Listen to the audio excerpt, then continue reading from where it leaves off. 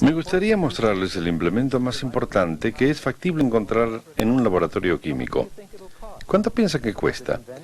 Fue creado en Estados Unidos y armado en Japón. ¿Están preparados? Bueno, veamos, aquí está. Esta es.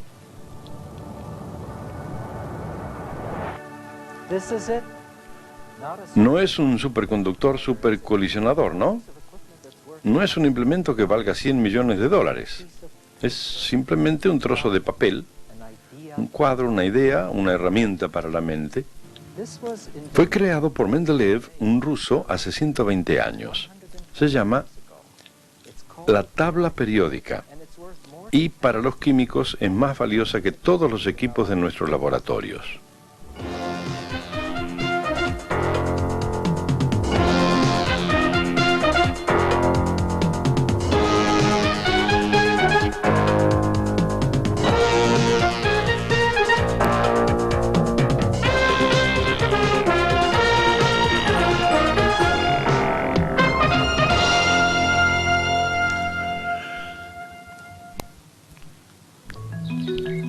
¿Cuáles son las propiedades de las sustancias del mundo que nos rodea?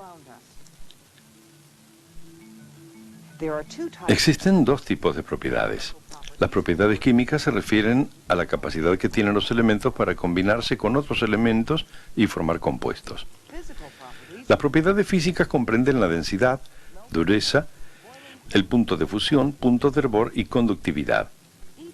Cada elemento es diferente de todos los otros respecto de sus propiedades químicas y físicas.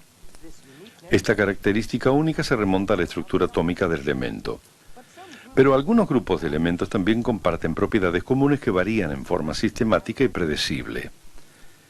Estas propiedades comunes son las bases de la moderna tabla periódica.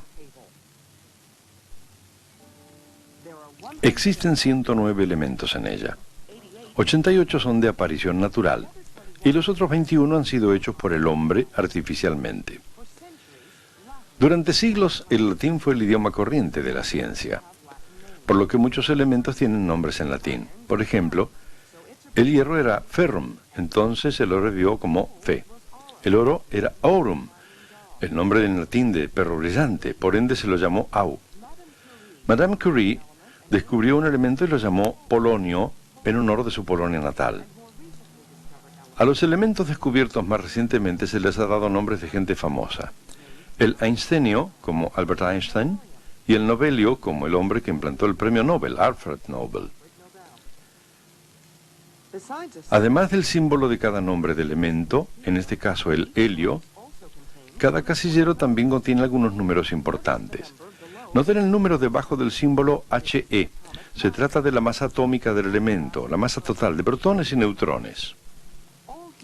Todos los núcleos de helio contienen 2 protones. Sin embargo, la cantidad de neutrones puede variar. Por ejemplo, existe una extraña forma de helio que está compuesta solo por un neutrón dentro del núcleo. A las 2 variedades del mismo elemento se las llama isótopos. La masa atómica de un elemento es el peso promedio de las masas de los isótopos en los elementos de aparición natural. El número sobre el símbolo en cada casillero es el número atómico del elemento, la cantidad de protones en cada núcleo. Un número atómico es lo que determina la posición de un elemento en la tabla. Los elementos en la tabla están dispuestos en orden ascendente según el número atómico, como si fuéramos de izquierda a derecha. Aquí tenemos el hidrógeno número 1, más allá el helio número 2, luego el litio 3, berilio 4, borón 5 y así sucesivamente hasta el neón 10. De nuevo al sodio 11 y el magnesio 12 y así de izquierda a derecha. Ahora, hay otra manera de leer la tabla. Por la forma en que está dispuesta, cada elemento forma parte de un grupo que va de arriba hacia abajo en la tabla.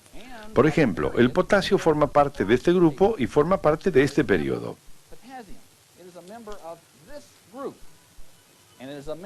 Existen 7 períodos horizontales que corren de izquierda a derecha. A cada uno se le ha asignado un número colocado a la izquierda del período. 14 de los elementos en los períodos 6 y 7 han sido sacados de sus lugares y han sido dispuestos más abajo. Si estuvieran colocados en la tabla, esta se vería así. Este ordenamiento es mucho más fácil si los dejamos abajo. También hay 18 columnas verticales, llamadas grupos o familias. Cada grupo es designado por un número y una letra que está ubicada en lo alto de la columna.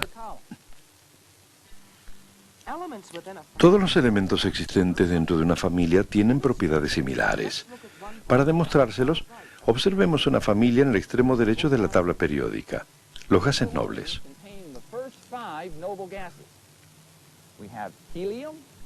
Helio, neón, argón, creón y xenón. Estos globos contienen los 5 primeros gases nobles: helio, neón, argón, kriptón y xenón. Dejamos de lado el radón por ser radioactivo.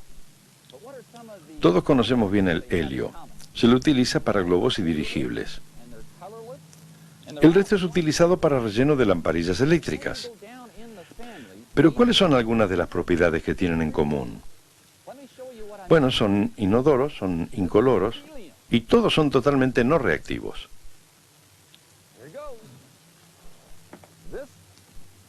Aquí va. Esto es neón. Algo más liviano que el aire. Ahora el argón y el kriptón. Ambos más livianos que el aire. El xenón es algo más liviano de todos los que hemos visto.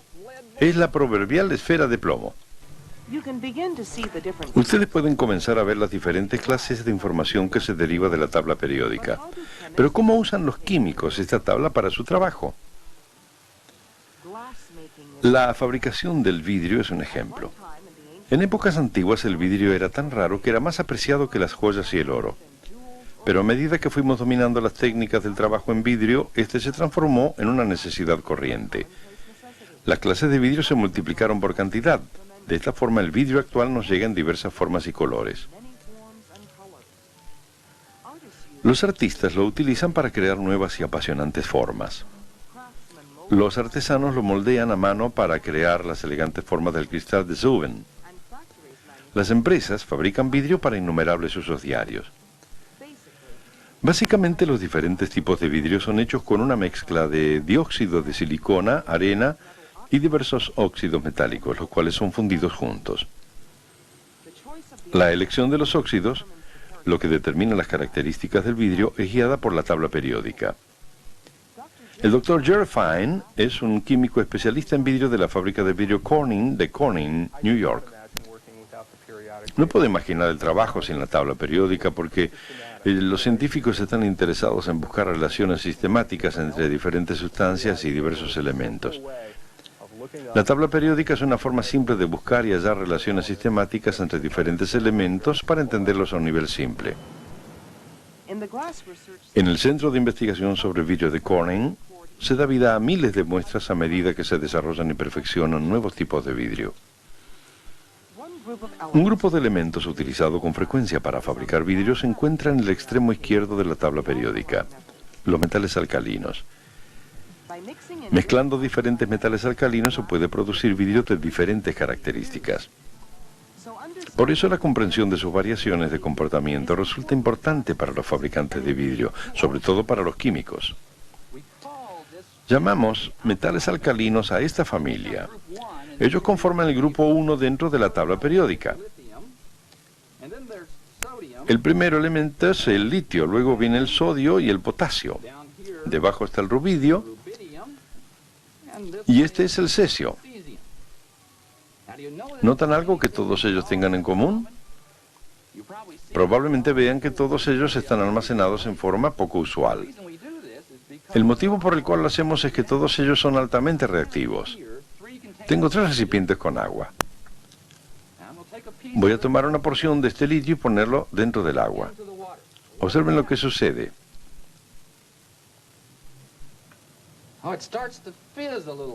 ¿Cómo empieza a sisear un poco? El siseo ahora es la reacción del litio con el agua para producir gas hidrógeno. Probemos con el sodio. Tomaré una pequeña porción de él, no demasiado grande, porque no queremos que la reacción resulte violenta. Epa, reacciona mucho más rápido, ¿no? Vean el sodio rebotando por ahí, nuevamente siseando, liberando gas hidrógeno. Muy bien. Probemos con el potasio, el más reactivo de los tres.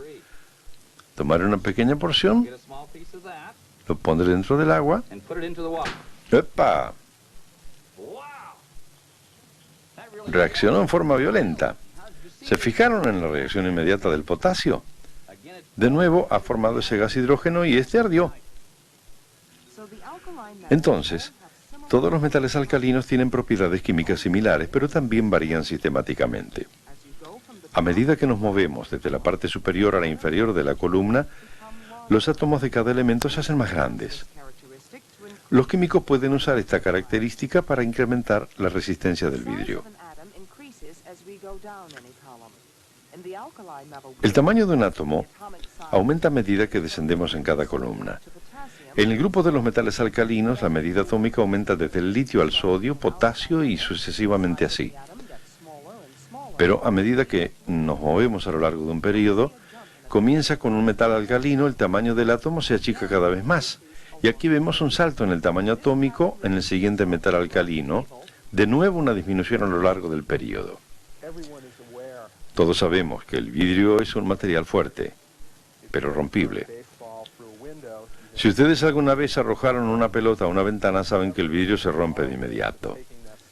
Sin embargo, hay maneras de tomar ese sencillo panel de vidrio compuesto de sodio, calcio y silicona y tratarlo para hacerlo resistente. Una manera en que lo hacemos es utilizando la tabla periódica. Si tomamos ese vidrio que contiene sodio y sustituimos en la superficie el contenido por potasio, o le añadimos un elemento que se comporte básicamente en la misma forma pero que sea más extenso, podemos potenciar la resistencia del vidrio y hacerlo más fuerte. Los resultados de este proceso son muy fáciles de demostrar. Si dejamos caer un soporte de una esfera de acero desde unos 30 centímetros sobre un vidrio hecho con un metal alcalino y sodio, observen lo que ocurre. El vidrio hecho con sodio queda totalmente destrozado. Ahora observen qué sucede si el mismo soporte es arrojado sobre un trozo de vidrio donde el potasio ha sido sustituido por sodio. Esta vez arrojaremos la esfera desde 6 metros. La manera en que lo hacemos es tomar el vidrio que tiene sodio, lo sumergimos en un baño que contiene potasio fundido. Lo que sucede es que el potasio fundido opera como sustituto del sodio sobre la superficie del vidrio, porque a partir de la tabla periódica podemos decir que el potasio tiene una extensión mayor que la del sodio.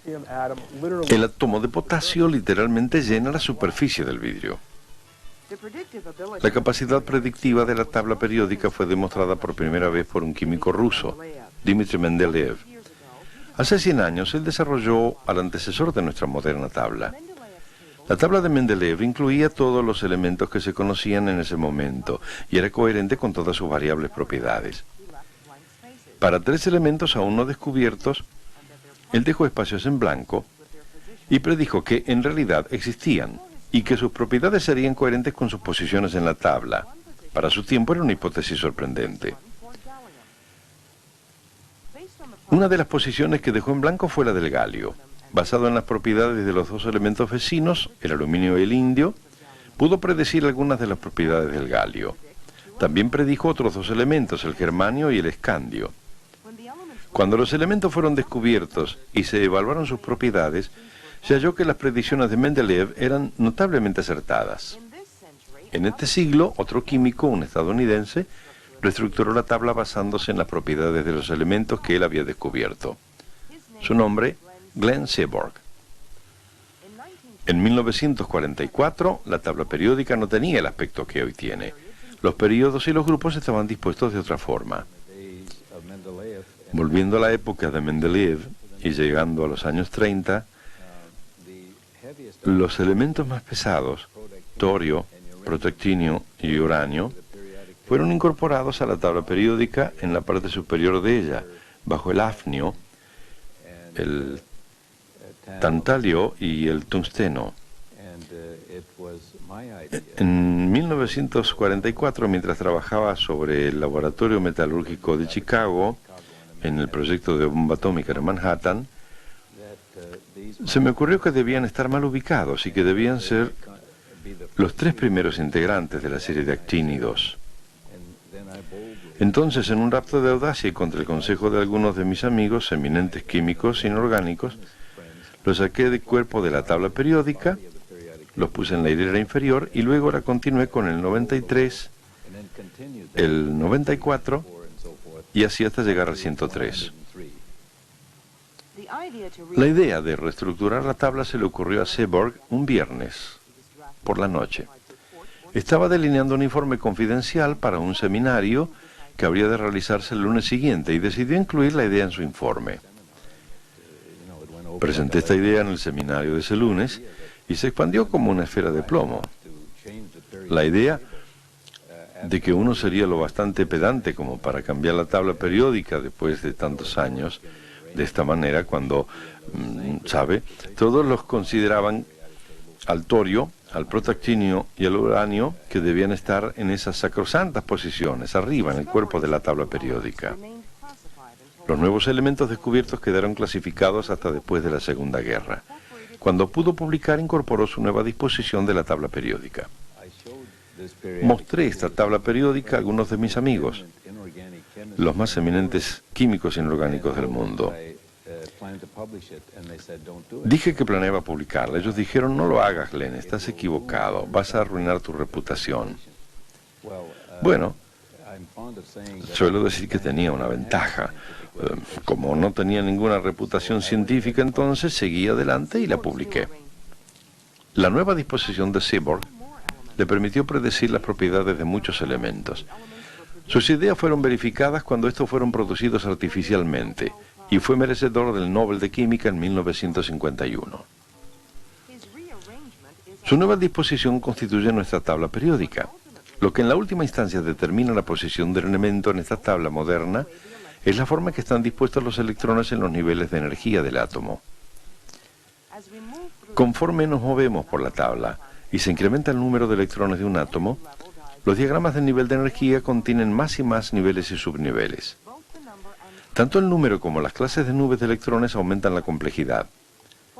Por ejemplo, este es el diagrama de nivel de energía de los hidrógenos. Un electrón en una nube S llamado el 1s. Los 3 electrones de litio están diagramados así. 2 electrones en la nube 1s. Cada nube puede contener 2 electrones. Luego, el tercer electrón está en otra nube, una nube S en un segundo nivel.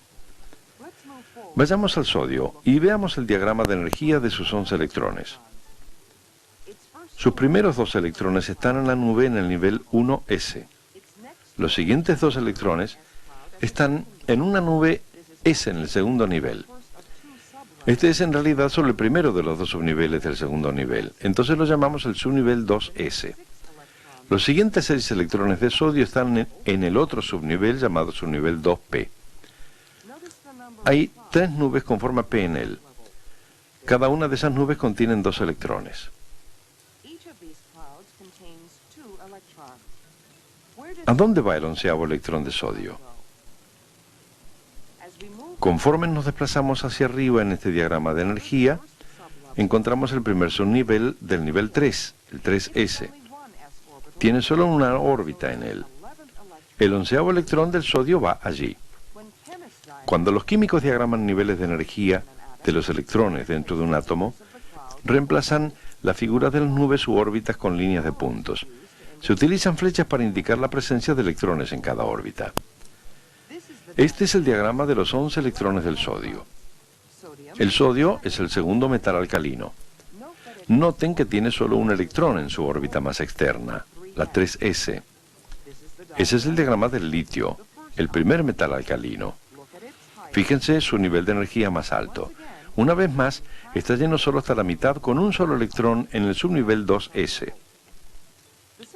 El parecido en las propiedades del litio y el sodio, y en realidad de los metales alcalinos, se deben a las semejanzas en la estructura externa del electrón. Los electrones externos en cualquier átomo se llaman electrones de valencia. Los gases nobles son otro ejemplo del parecido en la estructura externa del electrón. Tienen una S o una P completas, una disposición muy estable. Próximos a ellos está un importante grupo. el de los halógenos. Todos ellos han perdido un electrón de un subnivel casi completo, lo que los hace muy reactivos. Ahora, conforme la cantidad de electrones de un átomo se incrementa, ¿cuáles son las reglas que deben seguir esos electrones para completar diferentes subniveles u órbitas? Para descubrirlo, Lon Showalter fue al colegio St. Albans, perteneciente a la Catedral Nacional de Washington, D.C. Estamos hoy aquí para mostrar cómo los electrones llenan los diversos niveles de energía que acaban de ver en el diagrama. Para ayudarnos tenemos 11 jugadores de béisbol. Estos jugadores de béisbol ahora van a representar electrones y vamos a tener una demostración de electrones. Van a poner en práctica las reglas que los químicos utilizan para llenar los diversos niveles de energía. Aquí están las reglas básicas. Estos asientos representan los diversos niveles de energía. El más bajo es el 1S, color azul. El siguiente nivel de energía es el 2S, color verde. Muy bien. Ahora el 2P tiene 3 subniveles y su color es el rojo. Bien. Tenemos nuestro punto más alto de energía en el 3S, cuyo color es el amarillo. Muy bien. Ahora hay 3 reglas básicas que debemos seguir. Número 1. Los electrones llenan primero el nivel de energía más bajo.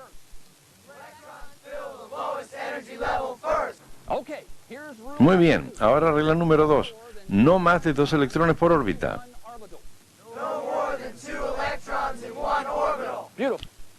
Maravilloso. Ahora regla número 3. Si tiene más de una órbita en un subnivel, un electrón en cada órbita antes de que lo dupliques.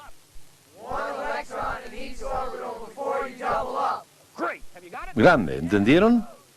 Muy bien, tomemos energía. El primer elemento es el hidrógeno. Vamos. El hidrógeno tiene un electrón, así que va en el nivel de energía más bajo de que disponemos, el 1S. Ahora vamos a saltar al nitrógeno. Vamos. El nitrógeno tiene 7 electrones. Los primeros 4 llenan el 1S y el 2S. Pero ¿qué pasa con los siguientes 3? Uno va en cada una de las 3 órbitas 2P. Ahora vamos a saltar al sodio. ¿Listo, equipo? ¡Vamos! El sodio tiene 11 electrones. Los primeros 4 van en el 1S y en el 2S. Los siguientes 3 van en cada una de las órbitas 2P. Luego los números 8, 9 y 10 van dentro. Al final, el electrón número 11 va dentro del subnivel 3S.